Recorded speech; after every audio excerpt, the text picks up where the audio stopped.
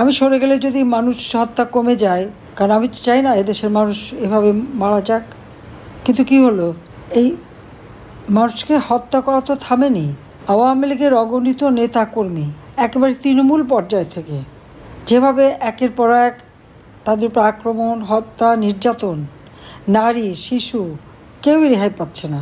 অবৈধভাবে সংবিধান লঙ্ঘন করে ডক্টর মোহাম্মদ ইউনূস ক্ষমতা দখল করল।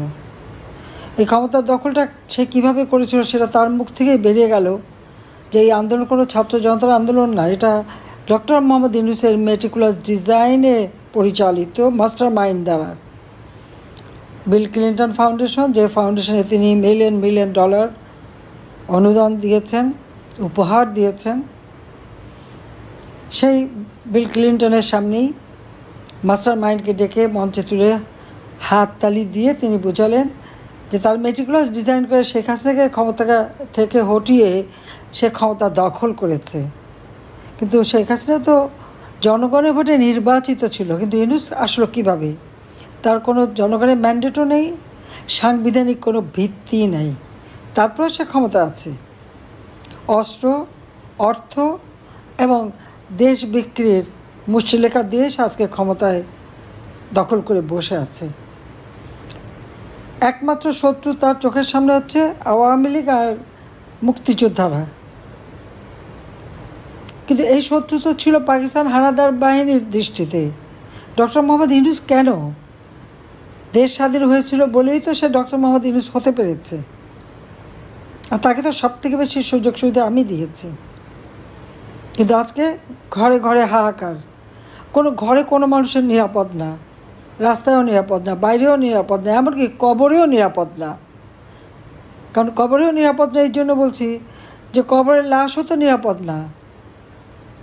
রাজবাড়িতে নোরা পাগলার কবর থেকে তার লাশ তুলে সে লাশের উপরে লাঠি দিয়ে পেটানো এবং লাশে আগুন দিয়ে পুড়িয়ে দেওয়া কোনো মুসলমান আর এক মুসলমানের লাশ এভাবে পোড়াতে পারে এরা? এবং তারা কিন্তু সবাই একবার আল্লাহ বিল্লাহ করা মানুষ, তাদের ছবিও কিন্তু স্পষ্ট। কিন্তু কারা সঠিকভাবে পড়াল সেটা কোনো ঠিক নাই। ইউনূস সাহেবের এক উপপ্রেস সচিব তিনি তারা চোখে দেখলেন যে এই ঘটনা আওয়ামী লীগ ঘটিয়েছে, এটা নাকি তথ্য পেয়ে গেছে।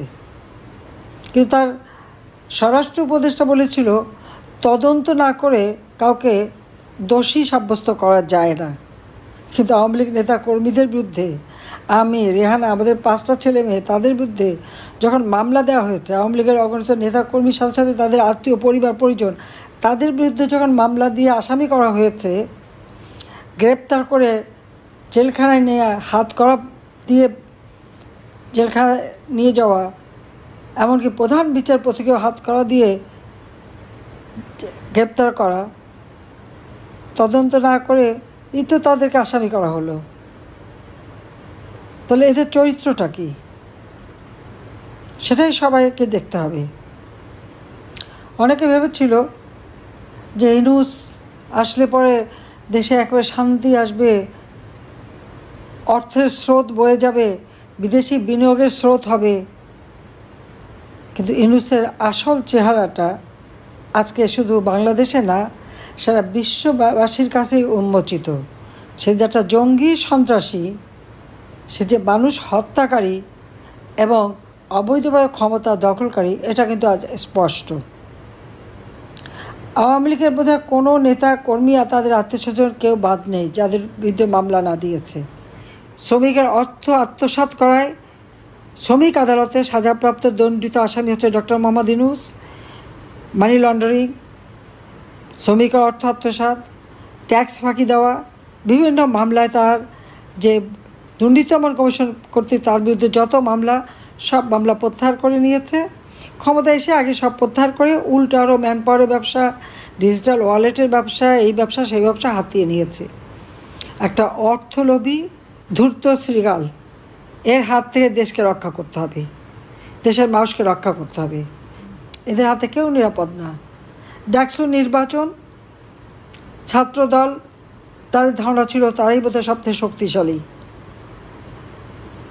এই জামাত শিবিরকে নিয়ে তাদেরই তো ওঠা বসা।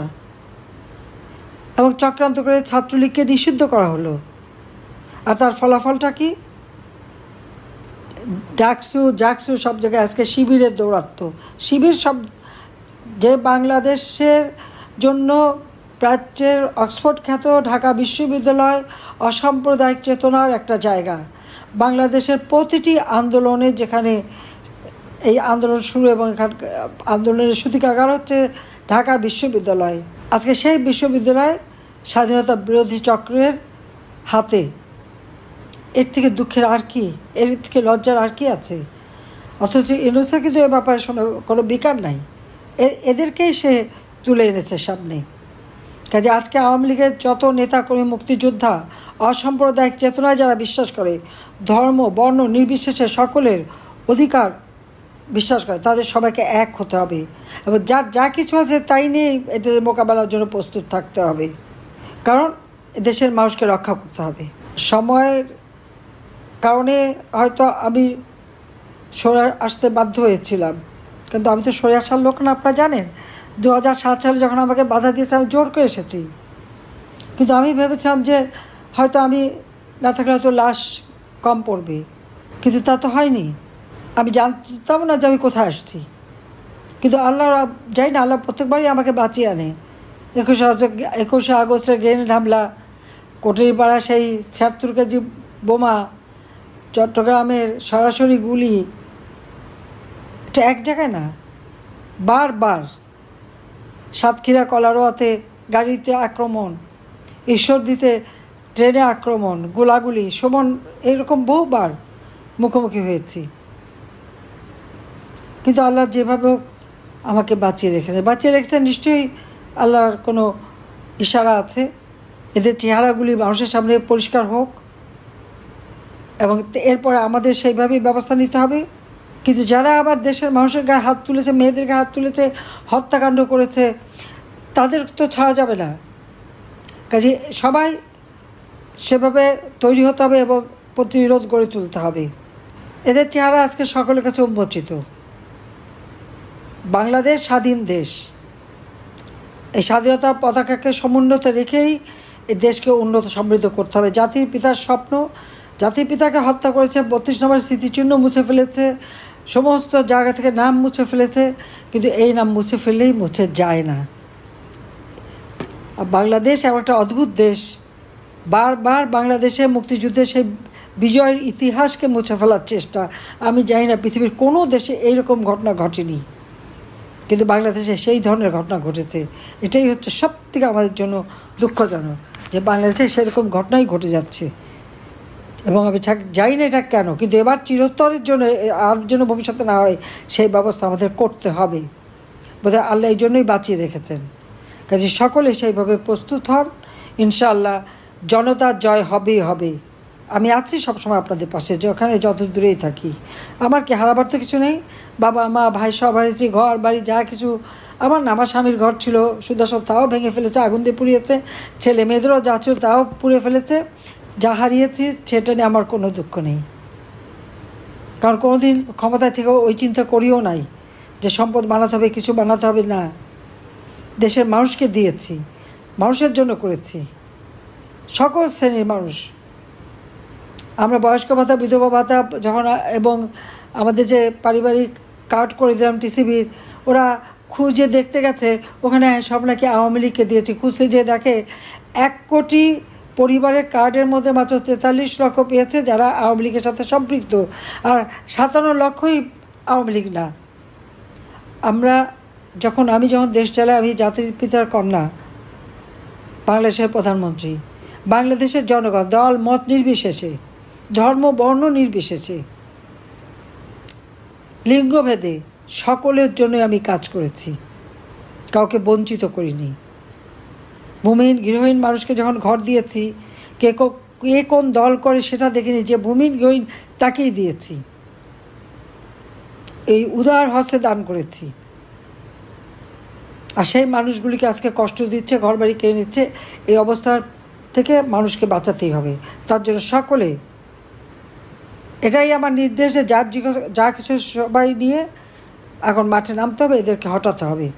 এদেরকে হটানোর জন্য আর যাদের ঘর বাড়ি দোকানপাট ব্যবসা প্রতিষ্ঠান যারা ভেঙেছে, লুটপাট করেছে, ধ্বংস করেছে, মেয়েদেরকে হাত তুলেছে, তাদেরকে উপযুক্ত শাস্তি যখন যেভাবে সুযোগ পাওয়া যায় সেইভাবেই দিতে হবে।